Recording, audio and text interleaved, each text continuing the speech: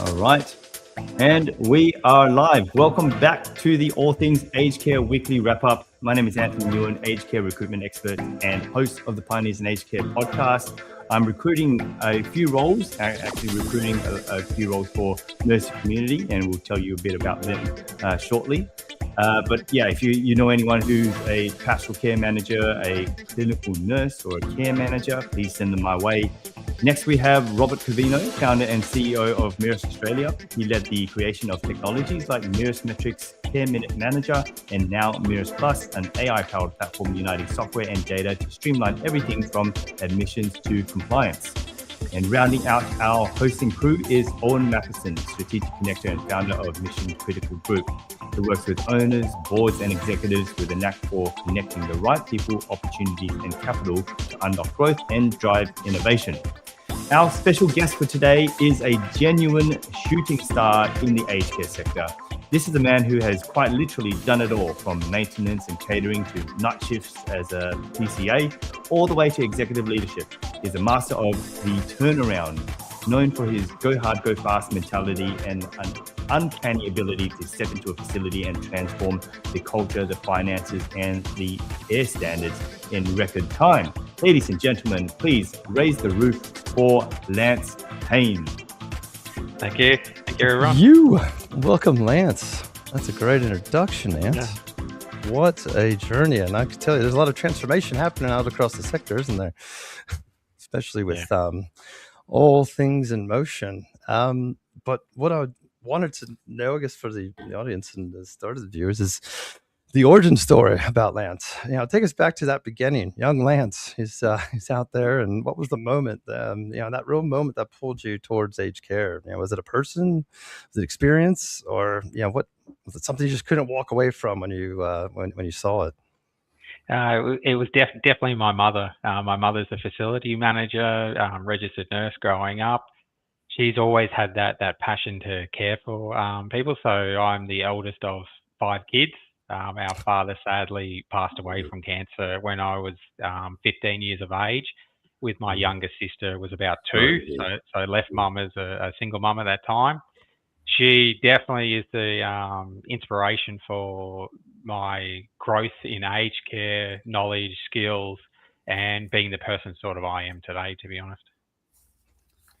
Wow. Well, that's that would have been a heavy load to carry through, but 3 kids for country. That's a good run, which is brought you. So mainly, did you grow up in country, Queensland or about? No, I grew up in outback New South Wales in a little town called Hay in the Riverina. So the Riverina. Shout out to the Riverina folks. Yeah. Yes.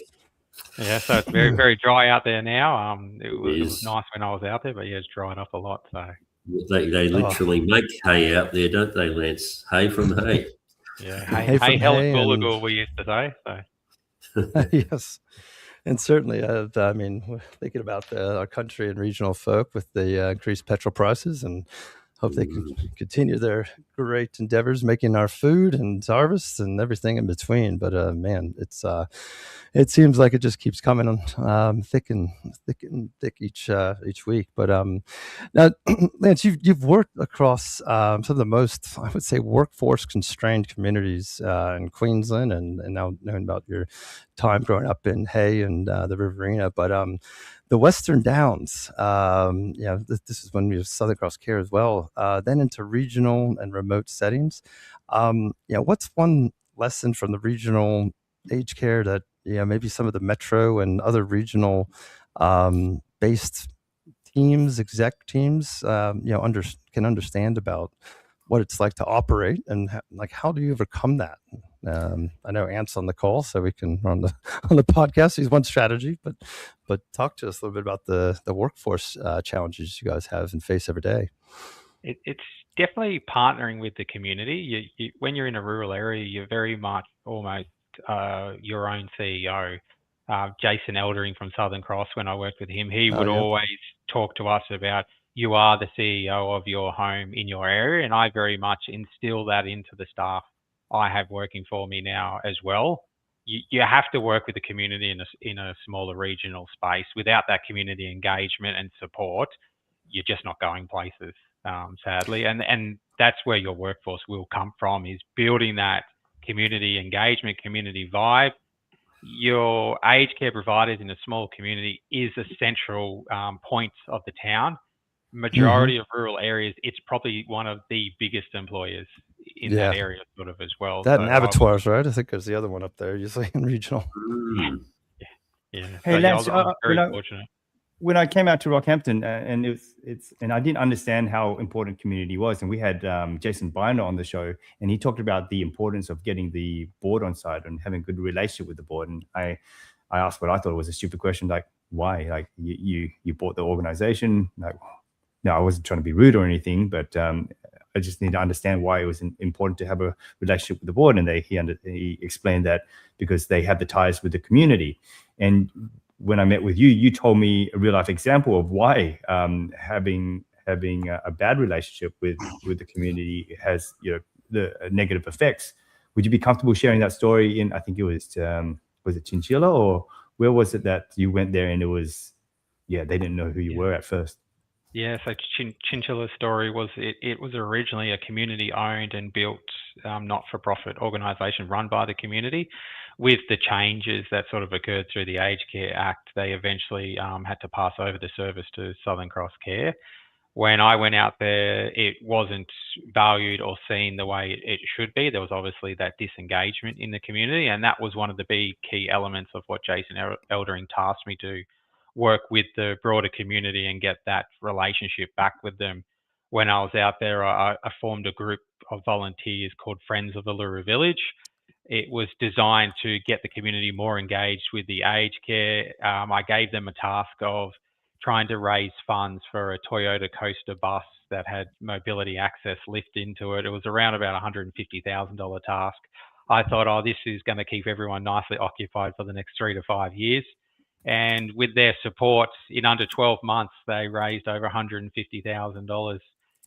Far exceeded that, actually. They ended up buying a Toyota bus, modified it, 3 wheelchair accessibility ramp, a trailer that came from Origin Energy as well while we were out there. It was absolutely incredible to see the community come together for such a project in such a short amount of time as well. And that flow and effect flowed through not just the community, but our staffing. We operated it out there, I think, 4 years in a row with 0 agency hours, which really showcases when you get that community engagement and support, everything else flows incredibly well.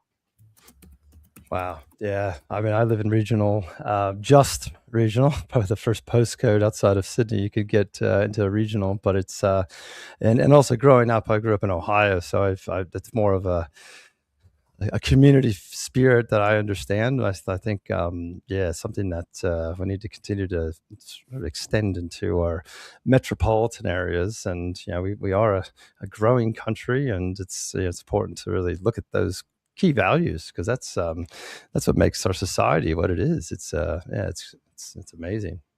Kudos to that front. But that's carried now. I guess now I'm hearing how it's built further alignment to building in these regions. Now you've got the brand new Mercy Haven in Rockhampton. This is a 41 million, 90 bed purpose-built facility that's just a mere 600 kilometers north of Brisbane. So that's pretty much Melbourne to me right now. But walk us through the decision to invest that type of capital, that kind of capital in that regional community, when there's a lot of providers pulling back from that regional footprints and those types of investment. What was the tipping point, or what was it mission, demand, government funding, all three? I think it was all three for Mercy Community. They had 3 sites in Rockhampton. We've still got Linster Place, which is an 80-bed home, and Bethany, which has got the Mercy Haven building as part of that site now, is now 184 beds in total. It did have a building, Macaulay Place, which was originally designed by the Sisters of Mercy and has probably well and truly passed its use-by date now. So part of that, I think the compliance requirements and the changes to the upcoming Aged Care Act that we had at that time of opening in July, the board and our executive team made that decision that it was time to invest. Obviously, the government also provided that assistance, which helped push that project sort of along as well. Without the government funding, obviously, it is really incredibly hard to put out that amount of capital, that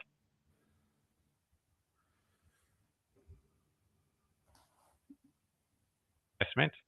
So it's definitely something that the board worked closely with the government and our, obviously founders, the Sisters of Mercy, to develop and build that home. And it opened in July last year. It's now at 100% occupancy. It's been at 100% occupancy since December. So we've done a lot show of up those work. commissioning teams out there. They're going to be going, take that back. Yeah, it's incredible. And we've got full staffing, Armada now as well there. So it's an incredible town, and the staff have really rallied around that, as well as the support for the Sisters of Mercy and the residents we sort of have. So we're quite lucky at Mercy Community. We actually operate our homes all pretty much at 100% occupancy. So the Mercy values really help us, and having that history and connection with the Catholic ministry and the Sisters of Mercy, that really helps our sort of business operate. Can you talk a little bit more about that, Lance? Because I'm noticing you've been operating since 1861, so that's a little while now, and you've got quite a broad offering as well. It's not just aged care, it's disability, child protection, family services, asylum seekers. The list goes on, but your mission seems to be reducing disadvantage and increasing social inclusion. What are some of the sort of, as a differentiator, where are the areas you're working that most might not be? Probably the family youth program that we sort of operate with. It's a high risk program, but a high need program that we have at Mercy Community, as well, of course, your aged care and community care services. So a little bit about the history is Mercy Community. Obviously, we have the history with the tradition of the Sisters of Mercy, which was a group of Catholic women who, as followers of Jesus, understand their mission as participating in God's mission of mercy. The inspiration was obviously drawn from Catherine Macaulay, who founded the Sisters of Mercy in Ireland back in 1831. She recognised and responded to the needs of those who were marginalised and oppressed by the unjust social sort of attitudes and practices of the days back then. So she really helped those who were in need, the elderly, the sick, children, people with disabilities. And in that same tradition, Mercy Community obviously continues that mission to support and inspire people in need. And our work today, basically, always we have to make sure we're following in the steps of that incredible work that Catherine Macaulay and the Sisters of Mercy commenced all them years ago. So our mission is really about that Catholic ministry, continuing God's mission of mercy. But what really means is that every person matters. Every interaction we have, our teams live that every day, not in a big dramatic way, but in more of a quiet, steady care. It's all about compassion, presence, treating people the way we'd want our own families to be treated. And that's a real big element for our staff. Love that. That's a really powerful legacy that you have, and obviously a really strong cultural focus around care. And Rob and I and we were looking at the fact that there was a change to the care minute position around recognising the beautiful work that sisters do. Maybe talk to our audience about that, and a great win for the sisters to be recognised in that way.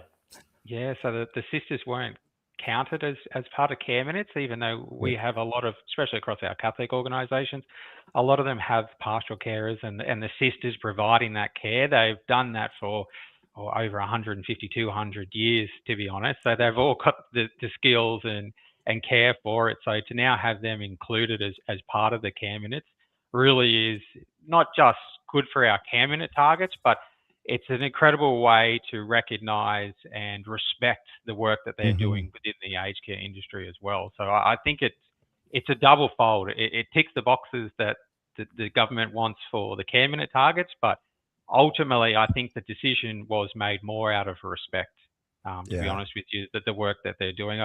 A lot of the Sisters of Mercy are in the later stages of their lives, but they're still every single day living that mission and values that they've instilled in all of us. That's a great point. I think that is one of the areas that I think a lot of people missed in that update to the direct care time on that front, was really the acknowledgement of that in the form of direct care time. Yeah, because you're exactly right. That would be like a play on the psychology of even a lot of organizations out there that now benefit from it.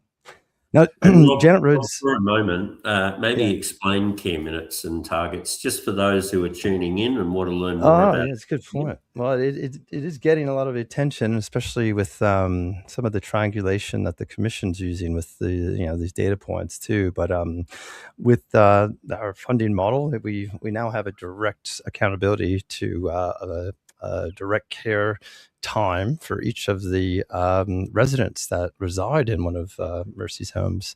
And therefore, as you think about the case mix of all of those different individuals that sit within Mercy Haven and some of the other racks across Australia, they all represent clinical needs of within the 13 branches of the ANAC. But then all of that collaborates into care time. But now it's a proxy for really targets for the providers to now achieve.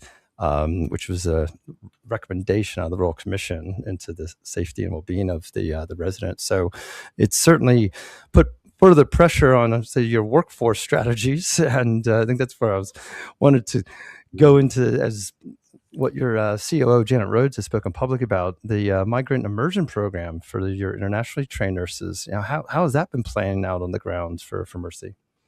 Yeah, so we're doing a lot of work specifically at the moment with the PALM scheme in Australia. So PNG Islander PCAs coming in and providing that support and care across the home. There's a lot of organisations now across Australia who are using that PALM scheme. Even the Philippines sort of work is coming in as well in that sponsorship sort of element.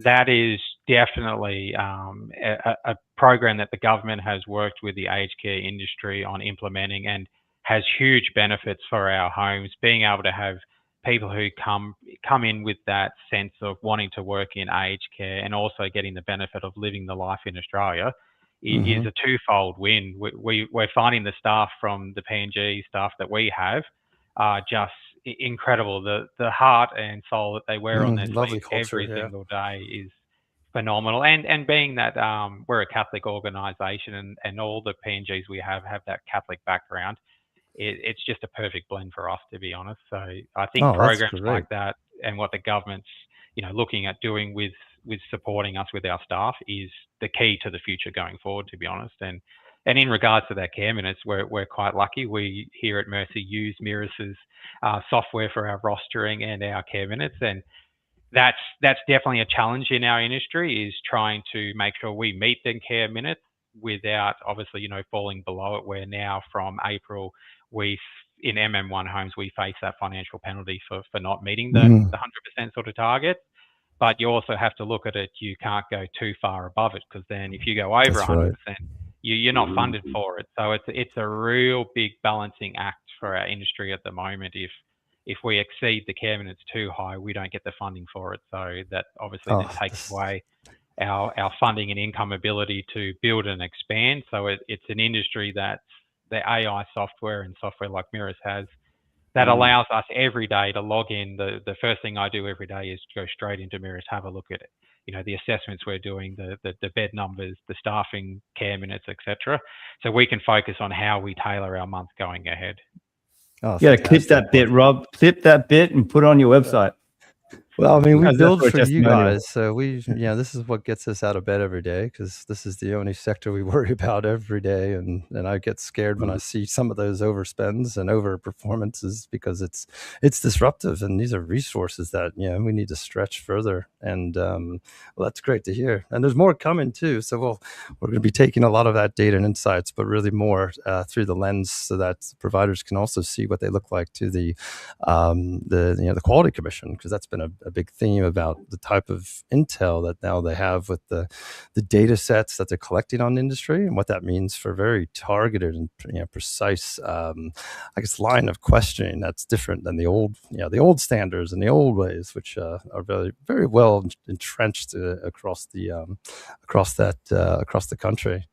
I did want to talk a little bit about the capital, because we do have the government's program, and there's actually Minister Ray told Parliament this month They've spent now on the capital, so modified Monash 5 and above. So those are the regional remote settings of Australia, have access to capital grants to extend a lot of the great services that Mercy's doing, as well as some staff accommodation. We've seen a lot of those capital grants go in, but that now exceeds $1 billion since 2022. So great initiative.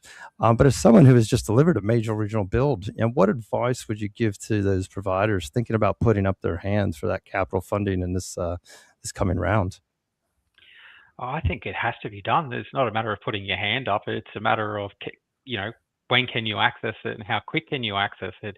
It's not that the industry doesn't want to build beds. It's just that at the moment it's not financially viable for us to do it and fund us ourselves. We need that government support. We need that government funding, whether it is simply a loan scheme that they do or whether they have other avenues of supporting us to do it. I think it's very rare that there's an organisation in our industry now who could put their hand on their heart and say, look, we can start to build 1,000 beds and not need any support of funding to do it. It's just not a reality of our industry. We're already seeing across the board things like RAD bed nut pricing going up extremely high compared to what it used to be, which is definitely going to start, having that ripple effect. I'm already seeing feedback from hospitals, etc., that they're getting a lot of residents who are unable to find placement in aged care because they might be on that supported income. So without the government funding, we're going to end up with a system that is purely built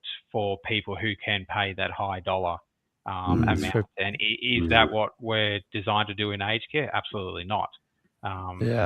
We really need to have that government funding to help us with them people who are supported. That's a big element of that funding that we need. Is there anything that you would change about the capital assistance model now going through that would make it work better for regional providers, given your experience? I think having a look at the demand on the hospitals in the area, but also having a look at your regional metro sort of area occupancy levels as well. There's no point giving grant money to a place that's operating at 70% occupancy, for example, or incredibly high staff ratio. If you've got a provider that's always around that 100% occupancy, crying out for beds, they've got full staffing, they're the ones that the government should be going through. Right, obviously you're doing the right thing, you've got the right model. Let's sort of support you how we can to help grow. But then you also need to go down that avenue of the smaller communities. They always get forgotten because they might be a 60-bed home or a 40-bed home. But if we don't start supporting the regional areas and the regional towns, we have a flow-on effect in the metro areas where people will go, I can't get the support in the hospital. I can't get the support in my local town. I've got no choice but to move to a metro area. And then all of a sudden we have a flow-on effect. It's imagine if everyone moved into the metro areas, the fuel price is already through the roof. I drove back from Rockhampton on Wednesday, and I can tell you now, I wish I had a truck that I could fill the fuel up from Gladstone, where the fuel gets delivered nice and cheap, compared to what we're paying here in Brisbane at the moment. So I'm quite lucky. I've got a hybrid vehicle that I think my wife obviously could see the future 12 months ago when she pushed me to. I used to have the diesel guzzler Nissan Navara, and she took me in with the baby to go and get a hybrid family car. And at the time, I was very much like, no, I love my Ute, but that's it. I say every day the last 3 weeks, you're a fortune teller. You've just saved me probably thousands of dollars on spending the price of diesel. So my brother lives down there, and I was even joking with him, have a look at prices for horses. We might be back to the saddle days when you're a young kid again. I like it. Out of the box thinking. You never know. We could see a resurgence in horse and buggies and carts. And no better leases. I did see a good meme this week, and he said, honey, take me out somewhere expensive for dinner. And it was a husband, wife, a table, and petrol pumps. We love the servos, yes, but it's man, it's hard out there. Keep those jokes rolling. That's not the only one out there. If you know a good petrol joke this week, it will be like therapy at the same time. Feel free to share. Satire plays a role, doesn't it? Hey, so lads, it's going to be time soon. In about 5 minutes, we're going to bring a few people from your team on. We've got Mark Day and Ronus and Regina in the background. They're going to share some insights on what it's like to work with Mercy Community Residential Aged Care specifically, and also talk about what it's like in Rockhampton, because that's where your roles are. But you've been living in Rockhampton for some time now. You like the background said, like the intro said, you cover everything. Even though you're head of residential, you're happy to get your hands dirty in whatever role it is. You just roll up your sleeves and get it done, fill in the gaps where you need. So you've been in Rockhampton for some time now. What's your experience like now that you've been at one Mercy Community? Why should people work at Mercy Community, and why should they move to Rockhampton? I think working with Mercy Community, because we're that faith-based, we've got that history as well with the Sisters of Mercy. We walk through our homes and you'll see the sisters in our home living and breathing what they've developed over the last sort of 200 odd years. So that's a really good inspiration, and something that really gets me up out of bed and excited for every day is knowing that I'm continuing the legacy of the Sisters of Mercy history with the amount of work that they've put into it and built is something really exciting to work for. Obviously, for with the way the economy is, if you work for a not-for-profit, you also do get that salary packaging benefit that you get working for a not-for-profit. So that's always a key thing with the way the economy is going at the moment. With our homes, I've been obviously up in Rockhampton almost the last 3 months since moving on this role. We're doing a lot of work with Mark that's coming in at the moment to change our food to an in-house cook fresh rather than a cook chill sort of model. He's already taken over and started doing some of that work at our Bethany village, and the feedback from the residents is just sort of incredible. We're working closely with a lot of companies as well, and even to the point that residents are so excited. Mark and myself were leaving work one day and we went out the back loading bay and a truck went past with a shipping container on it. And we were like, why don't we just get a shipping container kitchen while we're trying to look at how we can build a kitchen? And sort of went from a bit of a joke to the next day I came in and said, Mark, go get me some quotes on getting a shipping container with a kitchen built in it. And before I knew it, the afternoon he had a meeting set up and we were discussing with a supplier, Hilliers, on how they have a shipping container that they use when they're renovating existing kitchens. And it was really just a bit of a afternoon sort of joke, really. And then, it's developed from that. So, he'll be able to talk through the shipping container that's being done with Hilliers and it's being set up at Bethany in the coming months to move to a cook fresh model while we do the major renovation works and obviously hydraulic engineer and everything that's required to build a kitchen nowadays. So it's an exciting story, and he's done some incredible work. He's been with Mercy Community now for 5 years. He took over from an external contractor at Nudgee 5 years ago and has just absolutely run away with it. And his leadership style is just inspirational. What he's done this year specifically with the staff, giving them that support and guidance. So. And then, we've also got Regina hopefully joining us. She's the new facility manager at Linster Place in Rockhampton. I think she's just ending her second week today. So she's getting thrown in the deep end on the live podcast. And then Ronus, who's also our new residential support manager in Rockhampton. So he's someone that I've brought in that's got that excellent skills in communication and leadership, and I'm hoping to be able to keep continuing and supporting his journey. When I was up with Anthony, I was talking about, Ronus is already showing that potential that he's far exceeding expectations and has that ability in the future to one day put his hand up and be hopefully the CEO of an organisation somewhere and continue that values that we instill in our organisation. Brilliant. High praise. That's That's great. I think I can bring in. I'll bring some more Mark peeps on first. I'll bring Yes, Mark please. Without further ado. Yeah.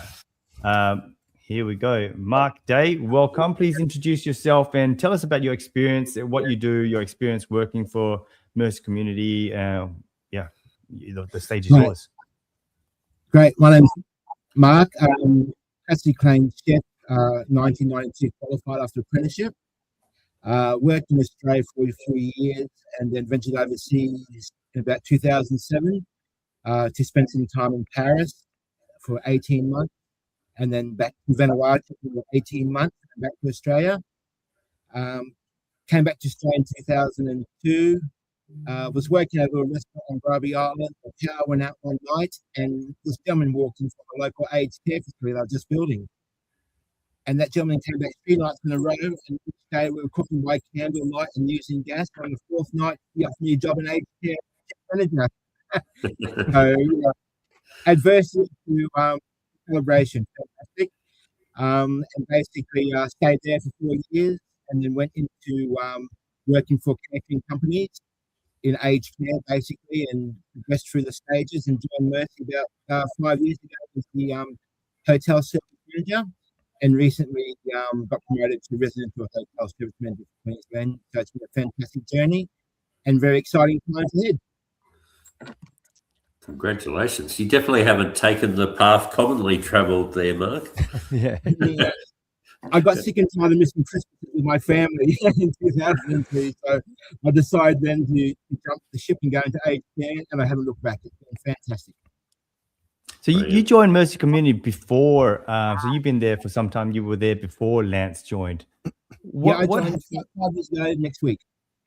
Yeah. Well, nice. Well, look, what is the Lance effect? Because I know the Lance effect in with other organizations. What does the Lance effect at Mercy Community look like?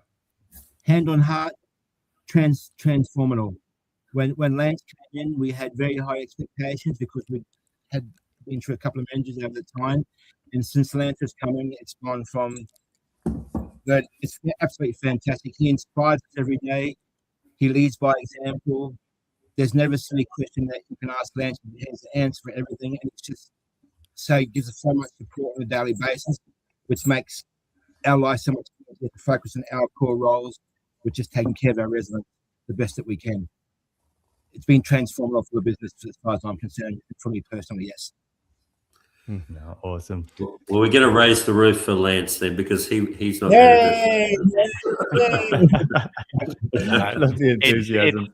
It's definitely not a one-man band. I only achieve what I achieve because I have a team that is willing to learn, willing to grow, and willing to provide the best sort of care and services for the thing. So while I get to be the head, which gets the praise, the reality is people like Mark, Gemma, Donna, that all sort of work in the home day to day. They do the heavy lifting for me. I get to be the the president that gets all the accolades for what's sort of happening. But the truth is, I can only do my job as well as what occurs because of the team that works with me. So that's the biggest thing in aged care is you have to build a team that you can trust. And I have people like Mark and Ronas and Donna and Leah as my support people that I know every day I wake up, I don't feel stressed at all because I know that these guys are doing the best thing for the residents and the staff that they support. So Love that. So we're raising the roof for the Mercy operational team because it takes a team. Dreams are building teams. Exactly. No I in the team, as we know. So coaches used to say. Well, Mark, thanks for jumping on. Keen to have you jump on any week, tell your story, and contribute to the conversation. But thank you so much. Thank you. I'm gonna bring. Who's else? I'm gonna bring. I got a busy backstage here, eh? It's backstage, yeah. We've got Ronas and Regina. Please, stage is yours. Introduce yourselves. Oh, you're on mute. All right. Hopefully it's better this time. Yes, my name is Ronas. I'm by profession as a registered nurse. So I started my journey in aged care industry since 2010 as a care worker. Working as a care worker, I could already see how rewarding the industry was and how I can contribute to make sure that elderly residents are able to live their lives in a better way, the way they want. Then I decided to do a nursing so that I can even contribute a bit more, make a difference in my own capacity. So I started building up myself, obviously with help of some of the leaders that I still aspire. So I moved into leadership setting since 2019, and here I am. So I'm working as a residential support manager for Mercy Community, based in Rockhampton. Obviously, where I get to see little like lands, and again, it's only been 2 weeks, but I can already see, as Mark said, what was the effect, what was the lens effect, and he only not leads by example, he inspires others too, and that's what I can see. That's what I can feel. And as he said earlier, I would like to borrow his words or phrases. He's saying, okay, look, facility managers are the CEO of the home. I have been facility managers before, but I've never had such experience where you get such authority or delegation. Obviously, committing to the people that we provide care to and the staff that we look after, having such big heart and confidence and trust in people like Rosina and I. So yeah, I'm truly grateful. Having Mark and Lance in our leadership team, our personal team. So I'm very happy that I can definitely contribute to Mercy community values. How it was founded with Sister of Mercy, committing to the people, and again helping people in need basically. So we don't discriminate, and Mercy community has had that long belief. It doesn't discriminate people, and it provides the same care which is deserved by everyone. So I'm very happy to be in Mercy community. You're not a stranger to regional Australia, living in regional Australia. What's Rockhampton like? No, I'm not. Yeah, so I've lived in regional areas across Australia, but obviously not in every town. But having moved to Rockhampton, so when Rosen and I decided to come in here, we didn't do any homework.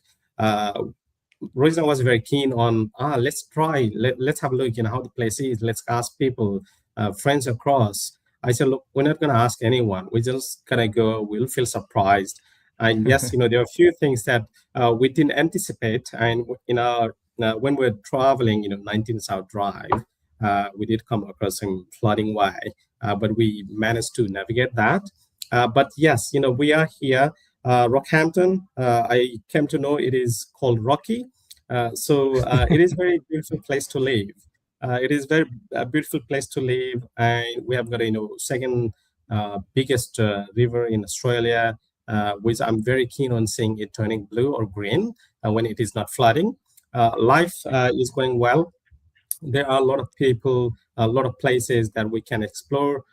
So we still have much to explore. But if there's anyone out there thinking, like Rockhampton, 6 hours from Brisbane, and 20 hours from Adelaide, whether I should go or not, I would say you can definitely give it a go, and I can guarantee that you're not going to regret.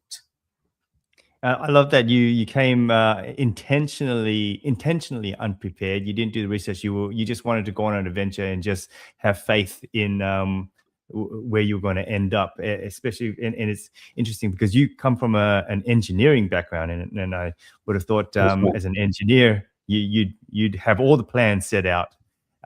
Why did you go from being an engineer and jump into aged care?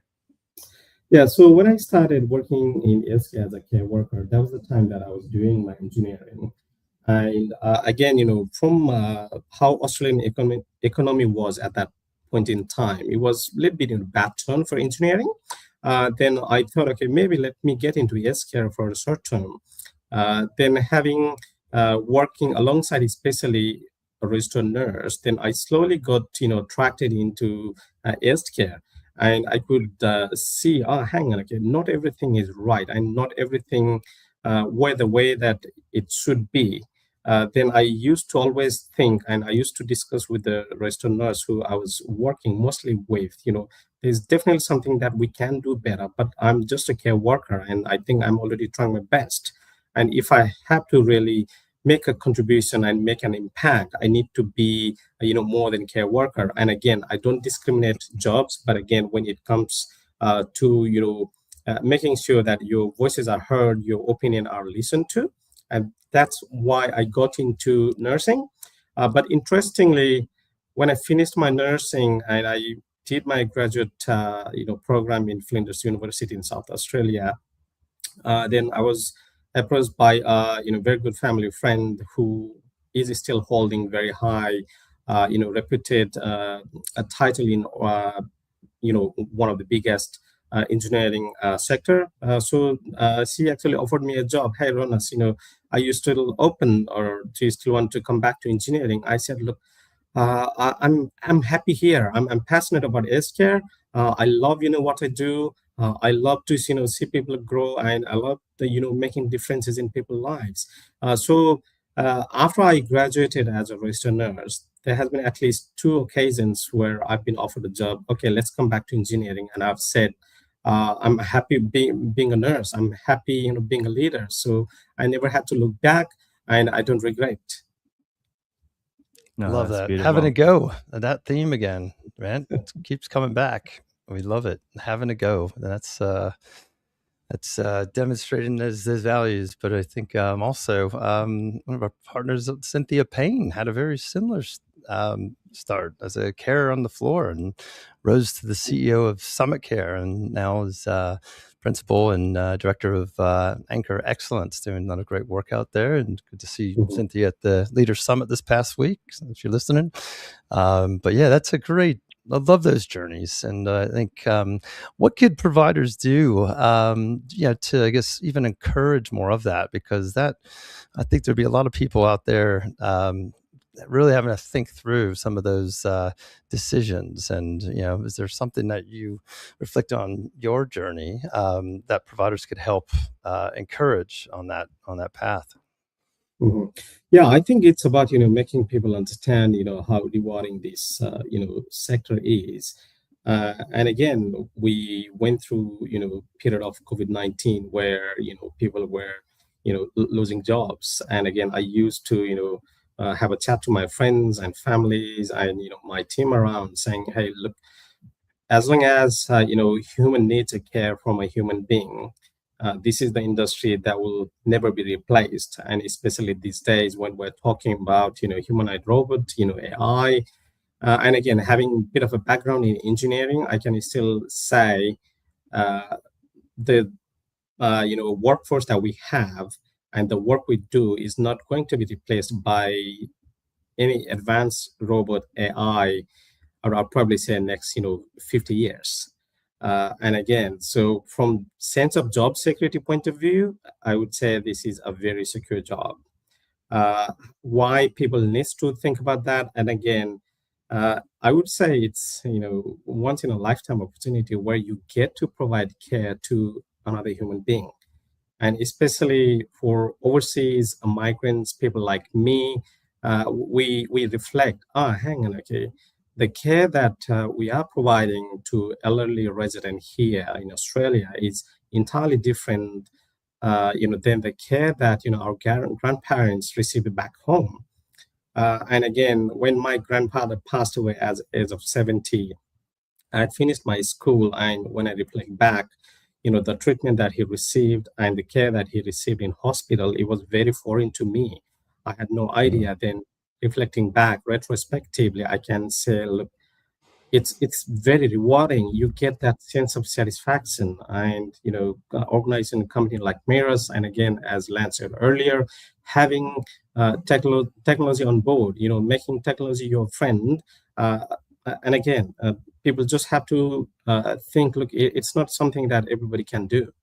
And again, even if it is not something that you really wish to continue, but once you are in it, you just have to have 2 things. One is passion and one is the heart to care. You don't have to look back. Love that. Yeah.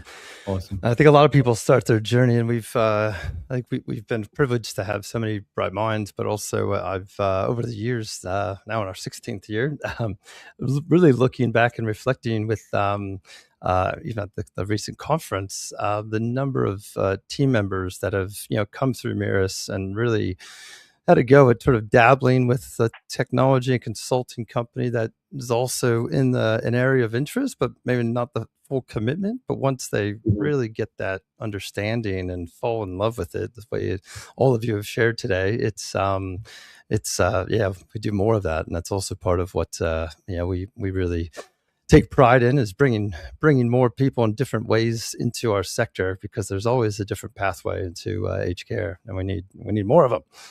Yeah, absolutely. well, Ronas, Regina, thank you so much for jumping on. I'll catch up with you guys soon. I'm sure I'll visit. I'm visiting Rockhampton again in about a month, so I'll see you up there. You're a Queenslander now, Ant. Yes. Yeah, I am. Hey, we've got Brad Sandilands backstage. We've also got someone by the name of Deb, but her device is not connected. So, Deb, if you turn your camera on, that'll indicate to me that you do want to jump on the screen and join the conversation. But if you want to just chill back there with your device off and just hang out, more than welcome to enjoy the cocktails. so. It's Friday. Yeah. Bit of week. Yeah, that's right. The green room is pumping. G'day, Brad. Hello, gents. Good. I just had to jump on as soon as I heard Rockhampton. I had to be live. I'm an ex-local Rocky boy. Went to school there, so all those sort of things. I just wanted to make a comment. Really, it's refreshing to see people take an open mind and look at regional centres like that and say, you know what, I'm just going to give it a crack. And I think towns like Rocky, Mackay, Gladstone, Bundaberg, they're good centres for people to grow up with their kids. And I had 3 of my 4 kids were there. So it's a really nice place to be. It has its issues, but it's also got a big elderly population that need people that really want to care about them. So more a statement than anything else, guys. It was just had to jump on and call it out. Shout out to the Rocky, yes. Yeah, that's what I wanted to hear. I want people to know that Rockhampton is a fantastic place to move to. Rocky people represent. Tell us about it, Brad. What do people experience when they land in Rocky? Heat. So that's the first thing. Not to put them off. Right. Yeah, but it's got wonderful regions. So you can be in a country paddock, and then at the seaside at your Payne or your Emu Park in the same day. Like, it's one of those places where if you really enjoy the outdoors, you can experience a lot in Rockhampton. You'll get a really strong sense of community out of that place. It's not as cliquey as some regional towns can be. There's quite open and welcoming people there. It's got a bit of a tale of 2 cities. Like, I've met people who wouldn't travel the north side of the river or south side of the river over their time, so you get a little bit of that. But from a schooling point of view, they've got some wonderful schools. CQU used to be quite dominant in the area. They're sort of a bit more spread out, but you've got the opportunity there to raise your kids. They can go to good schools. They can enjoy good sporting teams and everything that goes to the outdoors. And then they've got the opportunity then to go into university if they want, or they can go into trades. Like, there's a strong mining and health culture there. So it is a good little area. I don't want to be the ambassador for Rockhampton, but I do know a little bit about it. They're building a new stadium there, aren't they, Lance? Yeah. No. What sort of stadium would it be? Grandstand, I'd call it, but it's a big one. They've built a big one on the Brown Park. Yeah. So yeah. They've got to support the Capras. Yep. Yeah. Oh, cool. No, it's a good place. Brad's correct. I was only originally up there for 1 week just before Christmas, and I was quite surprised at how beautiful the area was. And when I went back, I was set up there to go for just a couple of weeks, and took my wife and child up there, and we were there for about 3 months. We even spent weekends house hunting, thinking, oh, geez, look at the prices of the house up here is compared to Brisbane, looking at $800,000 for a tiny little 1-bedroom apartment, and up there you can get a nice, beautiful 5-bed double-story home with a big pool in the backyard. So my wife was very much like, look at the amount of schools, like Brad was saying, and the community everywhere you go is just polite and very welcoming sort of place. So, and then obviously you've got your Payne and Emu Park. We spent many weekends over there in the beautiful water. So yeah, Brad's correct. It's a beautiful area of Australia. It is hot. My first time up there, I definitely agree with Brad. I'm sort of someone that grew up in outback New South Wales, had the heat, but I was living in Melbourne for the last sort of 12 months before moving back to Queensland, and I felt it the first few weeks when I was up there. So yeah. And I tell you what, if you've got people listening to this podcast or tuning in later on, and if they're thinking about a regional sort of change, Like if you go north Bundaberg, as I said, Gladstone, Mackay, Rockhampton, Townsville, Cairns, all those centres are quite good. They're established. You're not going into the unknown. There's lots of community there, lots of good schooling. You just are a little bit away from people, but it's not like living in Perth, is it, Anthony? Where you're a different country altogether. Yeah, you make I sure you get think a we need passport to thank our unmentioned sponsor, Queensland Tourism, for this episode. Beautiful one day, perfect the next. It's perfect the next, yeah. We may have to change the song title to from "Go West" with the village Go people West, to we're gonna go north. Go north, people, go north. But I think it's one of those areas that if people are a bit they're interested, and there's obviously opportunity in this sector for people to advance their careers. You couldn't go wrong going north. Brad, thank you so much. And we've got to catch up. We're neighbours now, and also when Lance is back in Brisbane, we'll all catch up, get a little crew together. Thanks, Brad. Thanks, Brad. I'll hopefully catch you next week. Were you at the recent conference, the Leaders Summit? No, mate, I was down south, but I was visiting customers, so I didn't have a chance to get in there. Oh, good on you, mate. Always welcome on the show. Cheers. Have a good one. Bye. Lance, that idea you have, I want you to give Rob your thoughts. So this is a potentially $1 million idea, and anyone could pick up and run away with it. But when you talked to me about it, I thought, definitely need Rob's thoughts on what can be done here. This is Ant's Shark Tank moment. He's bringing into our show. I think it's the way the industry is going. We need to adapt AI. AI is going to be a big thing to help us go back to doing that face-to-face, one-on-one type situation. So obviously with the Royal Commission that happened into aged care, a lot of the things that came out of that, one of the biggest things is obviously documentation is a key part to keep records accurate. You've got your ANAC requirements that require obviously that key documentation on what's occurring. And at the moment, I'm finding probably the biggest challenge for our PCs and our RNs is the amount of office time that they're getting stuck at the moment doing that AI progress note. So me and Anthony were sort of having a little chat about it. It'd be great to have a nice little tablet device as you walk into someone's room. You can tick, shower done, etc., of all the things you've done to assist a resident, and then it auto-populates and makes you a beautiful progress note, knowing everything that you've sort of achieved with that resident. So just them nice little things that staff aren't having to sit behind a desk and write up massive paragraphs about what they've done and every single element of what they've done over their 7.6-hour shift. If we can have that AI adaptation, that's a quick little tap, tap, tap, tap, and then it populates everything you've done, that would really help us not only achieve the documentation requirement, but it'll also help achieve that element of the staff being able to spend more time with the residents and less time stuck at a computer documenting. So that's absolutely. And I've got I've got something to show you, and this is the benefit of having focus with being a vendor with the sector and alongside of them. This little device in my hand is actually a voice-to-text note taker.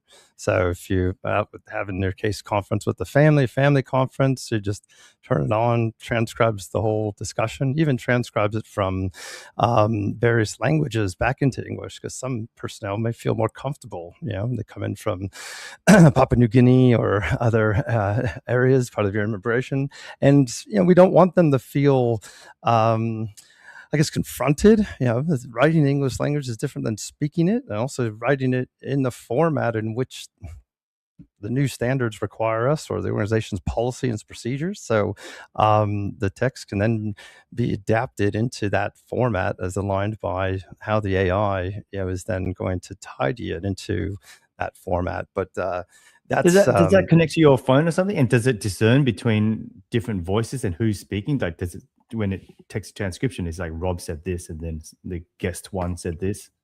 It does, Ant. It effectively then can construct it into a clinical format, depending on how you prompt the actual AI model to restructure the transcript. But this is all part of what we've launched this week at the Leader Summit and on LinkedIn. And big shout out to our marketing team. They've been working very hard for a whole rebrand in that process. But Mirrors Plus is effectively that next gen system, and really built on the principles of returning time to care. So that is huge. We must do that, especially with the amount of administration and reporting onuses that AI can certainly help. But it's also about getting that good quality data in from all the activities and that are underway, and then effectively reducing the cost of ownership with the myriad of vendors that we have.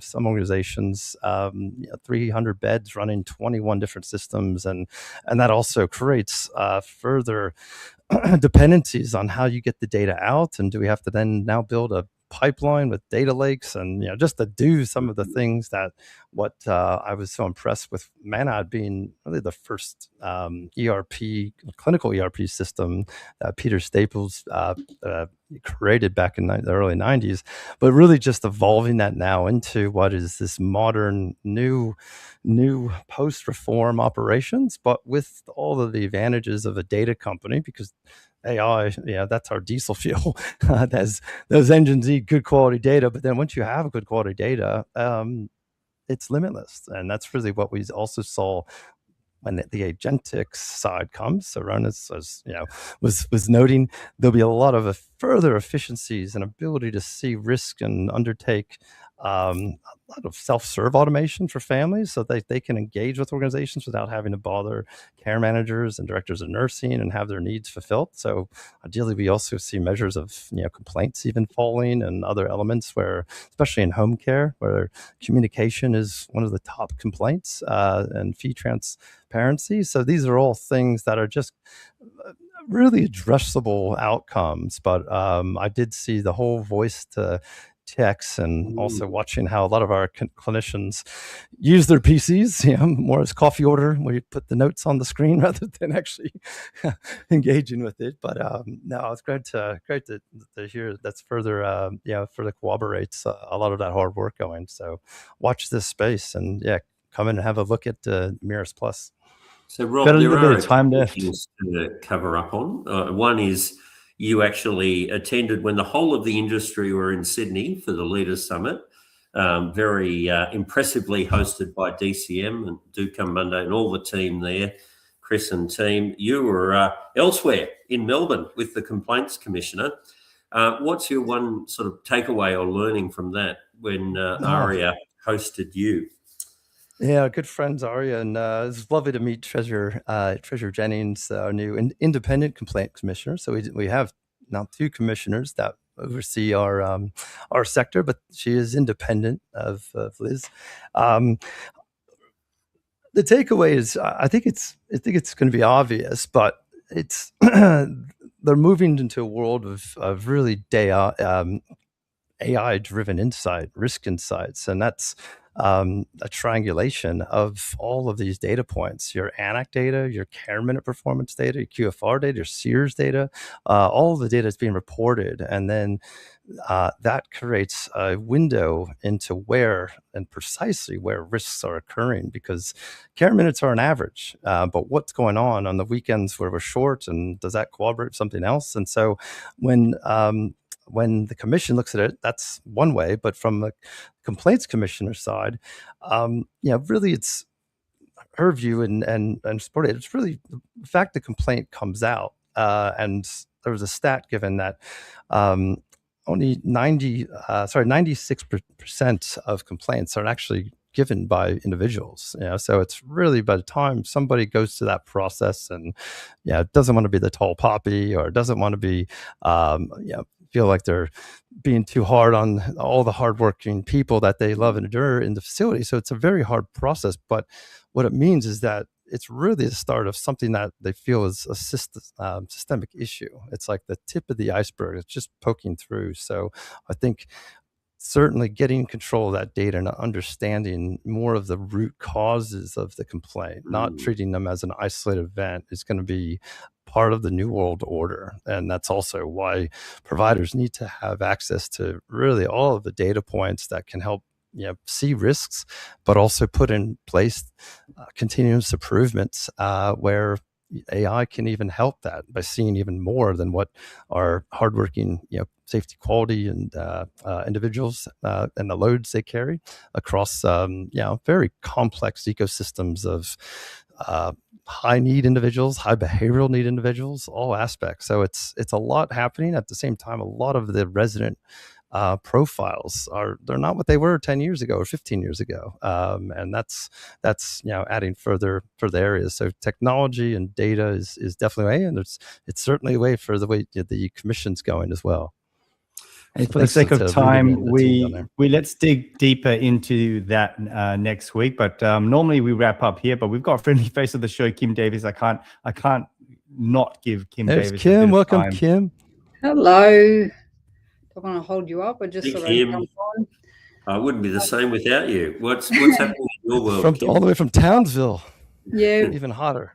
Even further north. Like everyone feels the issue for us at the moment. So, just very briefly, because I know we're running out of time, we're looking at, a business continuity and risk register for the current fuel situation. So, being across three regional areas, I think the M4 to 5, it's a big concern for us. So Monday we've got a meeting to come up with a robust plan, but we have preemptively hired some electric vehicles just so we can keep those more remote areas running should there be big fuel issues. But so it's certainly unprecedented for us. It's not something that we ever had in our risk register before. So it's a great proactive step, and congratulations to you and your team for moving quickly on something that could really happen. I would have liked to have moved a bit faster, but we're waiting on see what the Prime Minister says as well on Monday. So a quick plug for Kim. If anyone in Tasmania is looking for someone really passionate in aged care, any particular location in Tasmania that you're eyeballing?